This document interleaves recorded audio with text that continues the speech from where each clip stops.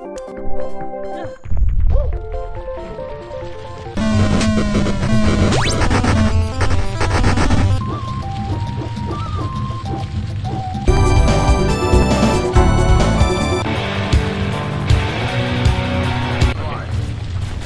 here we go.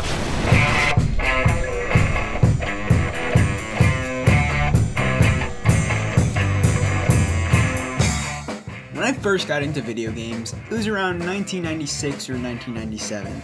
I was 6 or 7, and my first system was the Nintendo 64. I loved it.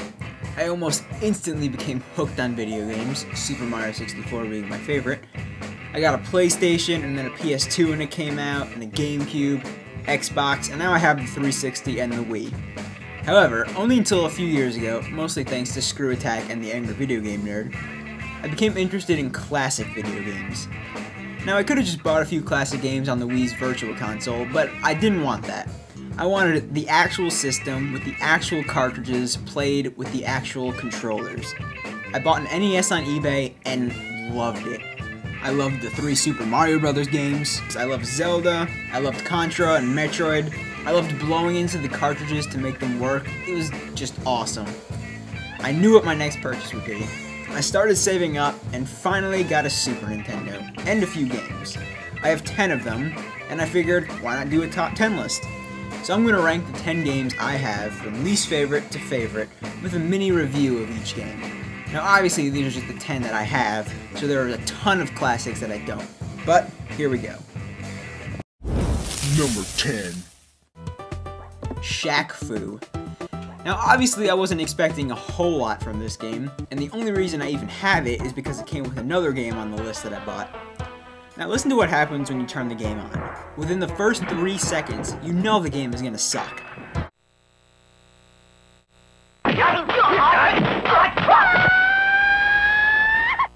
It sounds like Yoko Ono on crack. Now look at the story.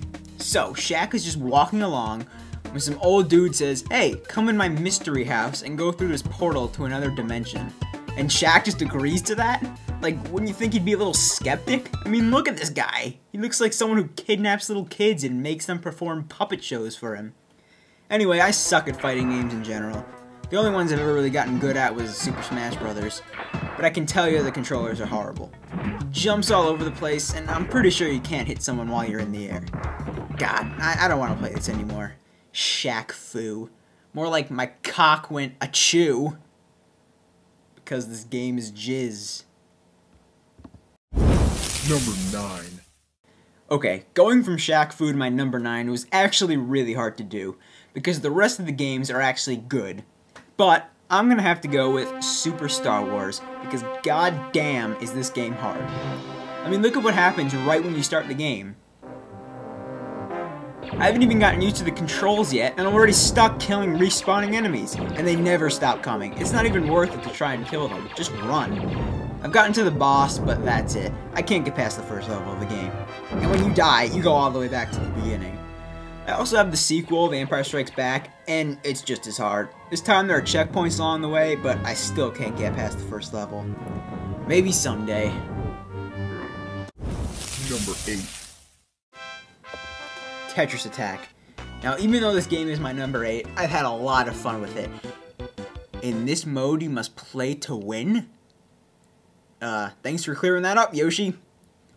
Anyway, I've actually played this game before I got the Super Nintendo. It was just called Pokemon Puzzle League.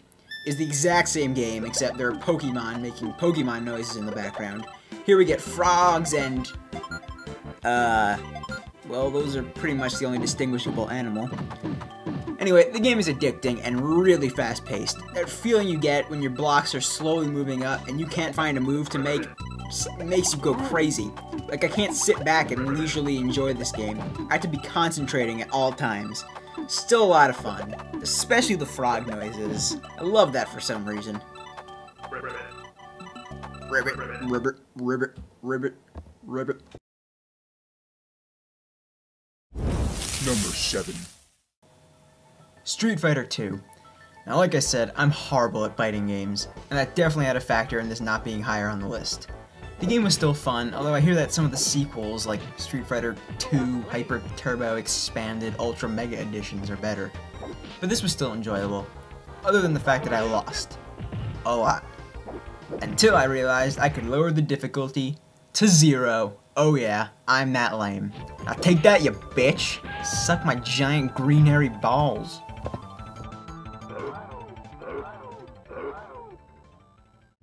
Number 6.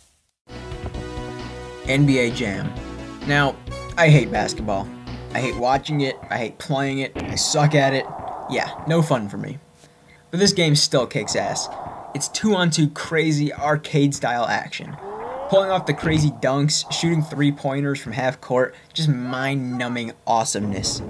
The arcade version is even better because you can get 4 people going 2-on-2, whereas with the Super Nintendo version, the most you can have is 2 humans. For the new one coming out for the Wii, they could have just directly copied-pasted this game onto a Wii disc and added online play, and it would have been amazing.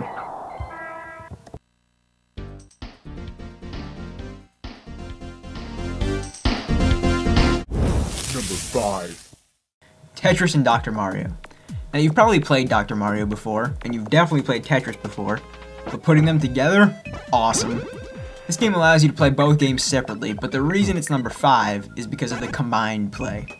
Play some Tetris, where you have to clear a certain number of lines, play some Dr. Mario, and then go back to playing Tetris, where you try to get your score as high as possible.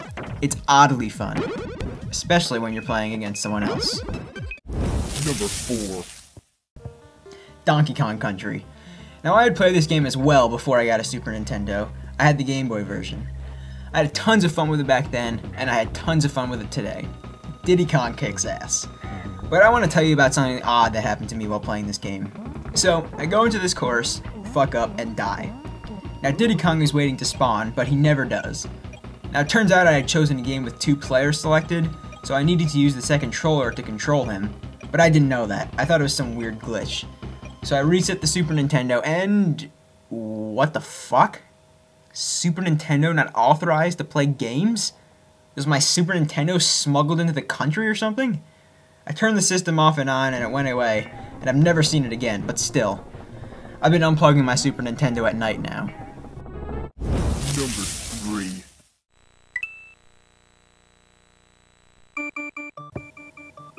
Super Mario World.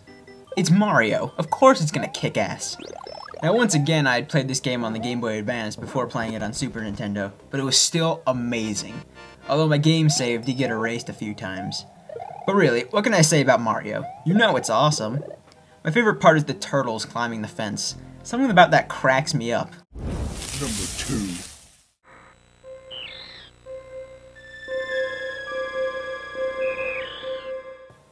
Super Metroid.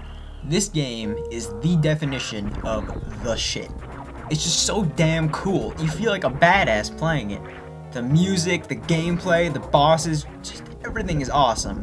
It's one of those games that can get really confusing, however. The world is so big and it's very easy to forget where you are.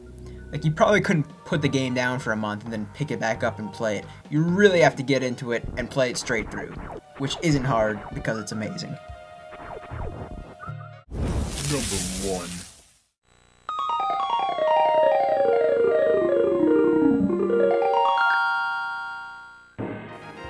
Legend of Zelda: A Link to the Past. This game is, dare I say, perfect. Literally perfect in every way. Perfect difficulty, perfect dungeons, perfect bosses, perfect weapons, perfect controls, just perfect. The fact that this game is 19 years old is incredible. If it still is great now, imagine what it was like playing it back then. I don't even know what else to say. I had so much fun playing this game. It easily hops into my top 10 favorite games of all time. If you haven't played it, find it and play it some way. Trust me.